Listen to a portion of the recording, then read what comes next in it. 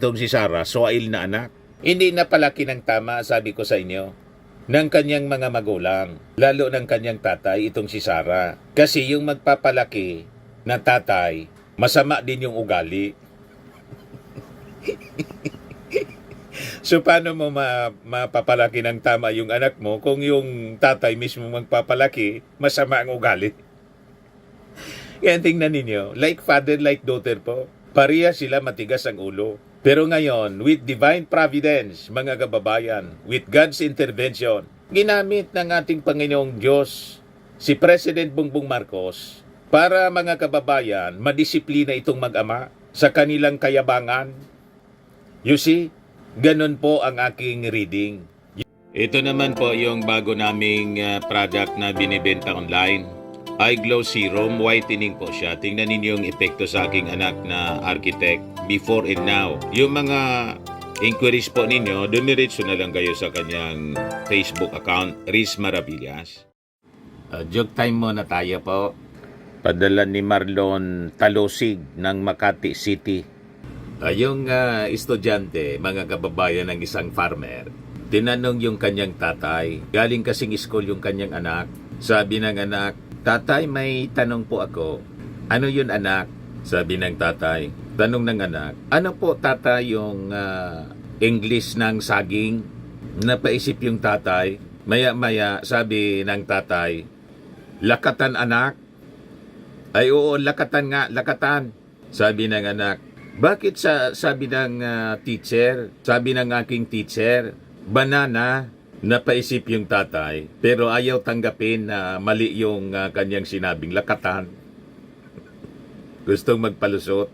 Sabi ng tatay sa kanyang anak, "Hinog na siguro yung sinasabi ng teacher mo."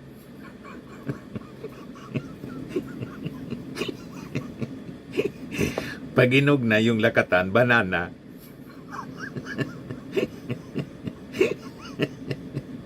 Ayos? Ayaw tanggapin na, no? Mali siya, mga kababayan. Ma-pride yung yung farmer. Anyway, matik na po. 200 pesos. Joke man lang. Ito na, kasama ka na sa monthly raffle draw natin.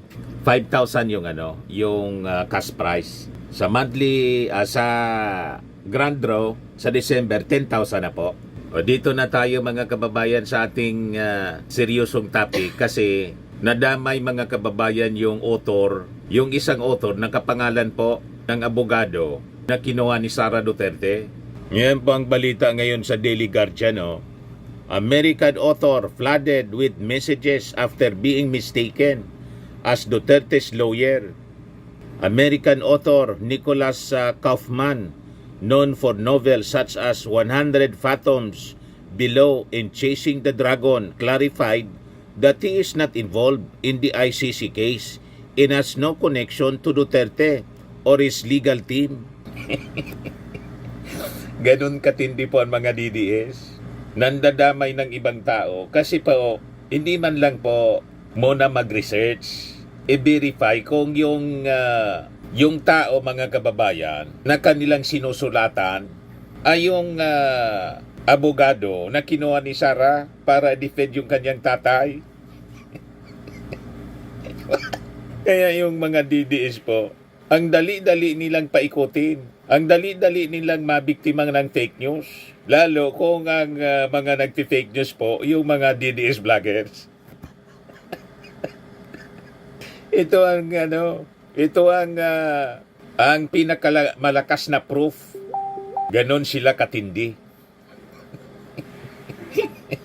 You see, napilitan na po na mag-post si Nicholas Kaufman. Ayan, "People of the Philippines, I'm not the ICC lawyer. Nicholas Kaufman, who is representing President Duterte. Please stop messaging me." Nakita ninyo? Nakakaya yung ginagawa ng mga DDS. Nandadamay, mga kababayan ng ibang tao. Yan. Sabi dyan, "I'm being absolutely flooded today with followers and commenters from the Philippines who I guess do not believe I'm not Duterte's lawyer. Our names are not even spelled the same. He is Anya Kaufman with one N. It's insane. Siya, Kaufman, double N. O ito po yung totoong abogado ni Digong. Parehas din, magkamukha din kasi, mga kababayan. Ayan o, single N. Kaufman to Duterte supporters, respect the judicial process. Kita ninyo? Mismong yung abogado ni Digong na kinuha ni Sara, si Nicholas Kaufman with single N. Yung double N sa huli ng kanyang family name, yung author yun. Nananawagan na po sa inyo, irespeto ang judicial process. Pagkatapos yung panawagan ninyo, i-release ka agad. May proseso. Hindi yung panawagan ninyo na bring Duterte home. Ang dapat na panawagan ninyo, bring Attorney Roque home. Di ba? Ito yung dapat na umuwi dito sa Pilipinas. Hinayaan ninyo na magtago dyan sa dahig. Nag-apply mga kababayan si Harry Roque ng asylum. Burugsukan kayo. Si Digong hindi pwedeng umuwi hanggat hindi tapos yung kaso. Na malamang mga kababayan hindi na talaga makauwi kasi malakas yung kaso laban sa kanya. Respect judicial process. Yan ang panawagan niya, no? Ni Attorney Nicholas Kaufman.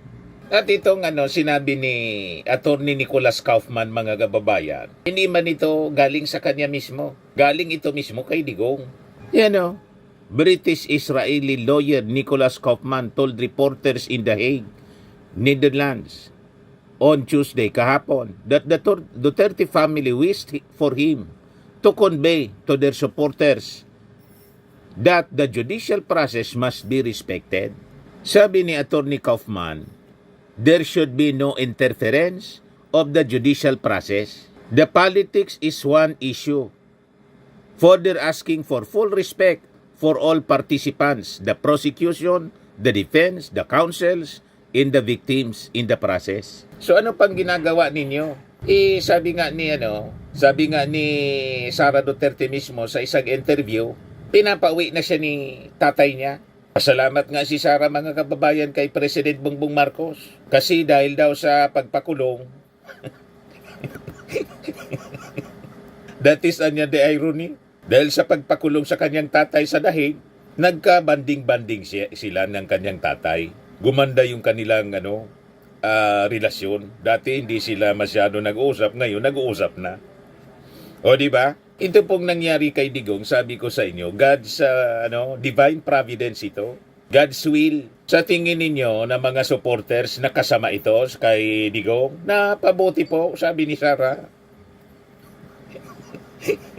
Gusto ninyong marinig? Nagpasalamat nga sa ating Pangulong Bongbong.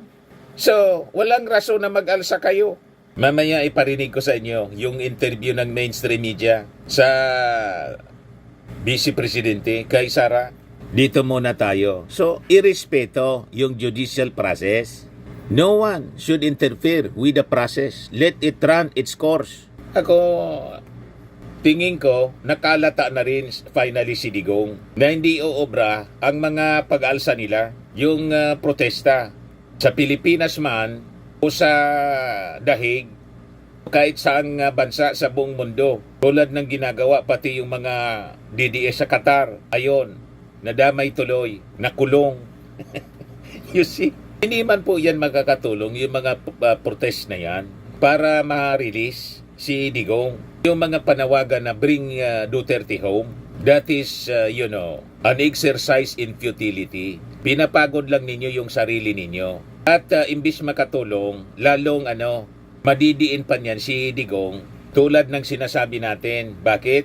Pati yung mga judges, binabas ninyo. Lalong iisipin ng mga judges, dapat talaga makulong itong si dating Presidente Digong kasi peligroso ang mga supporters niya nito, mga panatiko. O di ba? Kailangan na niya, tuldukan na natin ito sa lalong madaling panahon. So imbis makatulong mga kababayan, hindi, napasama patuloy. Yes, sabi po ni Attorney Kaufman. So I ask everybody to bear that in mind. All the supporters who have demonstrated this huge expression of love, they should also bear that in mind as well. Na irespeto yung due process anya. Unang-una, tama lang na sabihin nyo ng abogado ni Atty. Kaufman. Kasi ayaw din niya ng distractions and disruptions ng due process. Halos araw-araw, may mga nagtitipon-tipon doon sa harap ng dahig sa ICC para i-pressure yung mga judges. Alam niya yung negative effects nun, kaya pinatitigil niya. At saka pag alimbawa, manggulo yung mga supporters ni Digong doon, pati siya mapapahiya sa mga judges. Ito niya yung uri ng leader na pinagtatanggol mo. Pati mga supporters, mga unruly. O di ba? Wala niyang mga disiplina talaga. Talaga niyang like leader, like followers. Walang pagrespeto niya sa batas. Walang pagrespeto sa due process. Kaya malamang sa malamang niya, totoo yung mga akusasyon. Hindi nirespeto ang batas sa Pilipinas. Kaya nangyari itong massive killings. Kaya may kaso na crimes against humanity. O di ba? O nagets na ninyo, mga Duterte supporters, mga DDS. Titigas ng ulo ninyo. Si Sara Duterte nga nagpasalamat kay President Bongbong Marcos. Ay, parinig ko sa inyo pa. O, ito yung balita. Mga kababayan, Sara Duterte thanks Marcos for letting her men band with jailed father. Dati daw hindi sila nag-uusap masyado ng kanyang tatay. Kasi nga itong si Sara, soail na anak. Hindi napalaki ng tama, sabi ko sa inyo, ng kanyang mga magulang. Lalo ng kanyang tatay, itong si Sara. Kasi yung magpapalaki na tatay, masama din yung ugali. So paano mo mapapalaki ng tama yung anak mo kung yung tatay mismo magpapalaki, masama ang ugali? Yan, tingnan ninyo. Like father, like daughter po. Pareha sila matigas ang ulo. Pero ngayon, with divine providence, mga kababayan, with God's intervention, ginamit ng ating Panginoong Diyos si President Bongbong Marcos para mga kababayan, madisiplina itong mag-ama sa kanilang kayabangan. You see? Ganun po ang aking reading. Yun ang katotohanan yan. Kasi nga po, sabi sa Bible, pride comes before distraction. Pag ikaw ay isang aruganting tao, ibabagsak ka talaga. He who exalts himself shall be humbled, and he who humbles himself shall be exalted. Yun ang at play ngayon sa buhay nitong mag-amang Duterte. Gumanda daw yung relasyon nilang mag-ama dahil sa pagkakulong ng kanyang tatay. Yan sabi niya, this really is ironic, but I have to thank Bongbong Marcos because there was forgiveness between me and former President Rodrigo Duterte for all that has happened in our lives. And we have a relationship now, a father-daughter relationship. Nakita ninyo? God works mysteriously, mga kababayan. Kaya sa Bible po, may ganitong verse. All things work together for good. Ang akala ninyo, masama yung nangyari kay Digong. Kahit dito, kay Sara Duterte, na-impeach siya at malamang makonvict. May itinuturo sa kanya, mga kababayan. Ang impeachment na to, lalo na po itong kaso ni Digong. Ang itinuturo ng Diyos, that God is not mocked. Pinagmumura niyan yung Diyos. Sabi sa Bible, God is not mocked. Kung ano niya yung iyong itinanim, yun ang iyong anihin. What you sow, you reap. Nagtanim ka ng masama, masama din, sasamain ka talaga. Ito, sinama mga kababayan si Digong, si Sara, dahil sa kanilang kasamaan. So anong dapat dapat nilang gawin? Magpakabuti kayo. Repent. Magpakumbaba kayo. You acknowledge na mali ang inyong ginawa. Sabi ko nga mga kababayan, baka nga dyan sa loob ng kulungan, kung makabasa ng Bible si Digong at may makapag-share sa kanyang Christian pastor na hindi fake, Hindi yung kanyang spiritual advisor na may-ari ng universe. Yun ang nagpalagalag sa kanya. Kung bakit siya naligaw. Dahil doon sa spiritual advisor niya na nakakulong din ngayon, si Pacquiao. Kung may totoong Christian pastor na makashare sa kanya ng gospel of salvation, baka dyan pa nga siya maligtas yung kanyang kaluluwa sa loob ng kulungan. At least yung kanyang kaluluwa, mamatay man siya dyan sa loob ng kulungan, yung kaluluwa niya hindi mabulid sa impyerno. Tulad ng sinasabi ni Sarah, drag me to hell. Pag ako niya napunta sa impyerno, akong presidente doon. Ganon din si Digong, mga kababayan, na kahit daw si Satanas matatakot sa kanya kasi lagi siyang number one. Inambisyonan pa yung posisyon ni Satanas sa impyerno. Ganon katindi, mga kababayan. O ngayon, pakinggan natin si Sara Duterte sa pasalamat niya kay Pangulong Bongbong. Ayan pakinggan natin. I'm happy as well, and this really is ironic, but I have to thank Bongbong Marcos because there was forgiveness between me and PRD for all that has happened in our lives, and we have a relationship now, a father-daughter relationship, since we cannot discuss anything legal anymore because it is understood inside that only the lawyers can discuss legal matters with the former president. So we only discuss about the family, and this has been one of the longest meetings I have had with the former president. Growing up, he was always busy with work, he was always busy with the country. And now I have this every day with him, talking about life, talking about family.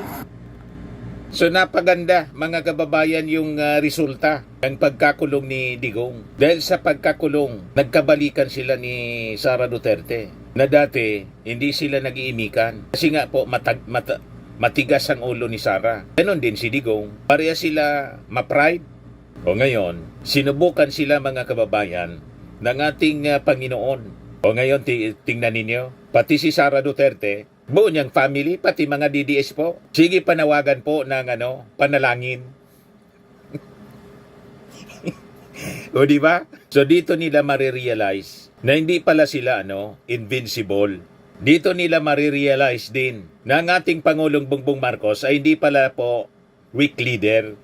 Strong man pala po, mga kababayan. Hindi tulad ng kanilang sinasabi. Lalo na si Digong sinabi na weak leader daw ang ating Pangulong Bongbong Marcos. So, na-realize niya na hindi pala ganon.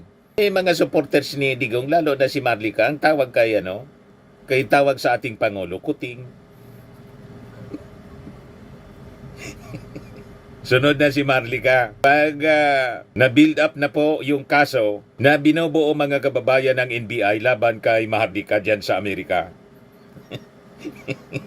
Si Harry Roque is just a matter of time, mga kababayan. Darating din ang panahon niya, Atty. Harry Roque. Si Senator Bato, hindi na nagpapakita. Yan ang sinasabi natin. Tigilan ninyo yung kayabangan ninyo. At tigilan ninyo ang panggugulo ninyo sa ating bansa. You have to face the music. Harapin ninyo ang consequences ng mga ginawa ninyong kamalian. Umaboso kayo, panagutan ninyo ang inyong pangaboso sa ating mga kababayan. Tama po. At itong ating programa, mga kababayan, atid sa inyo nitong ating mga sponsors. Fairmax Firming and Lifting Cream. Pinapay po sa mga pulses in affected area. Mainam po ito sa mga pains at paninigas ng mga kaso-kasuan. Ito sa mukha naman yung application, anti-aging, Automax po siya. Ito ay Glow 60, mga kababayan. Whitening po siya. Made in South Korea. Ito naman po, Ningxia Red Mix Fruit Drink. Gawa po siya sa goji berry. May anti-cancer properties po siya. At sa mga naghanap po ng malinis and spacious fitness gym, pumunta lang po kayo sa aming Colossal Fitness Gym. May Grab car rental din po kami. At bills payment po sa aming office. At saka sa mga mahilig po sa mga imported bags, manood po kayo sa live selling ni Madam Eileen Rosales sa kanyang Eileen Closet po. Pati mga shoes, ito yung kanya po. Ito yung kanyang page. Kita ninyo, napakagandang mga online selling po siya. Si Madam Eileen Rosales. Cellphone number niya po 773-798-7816.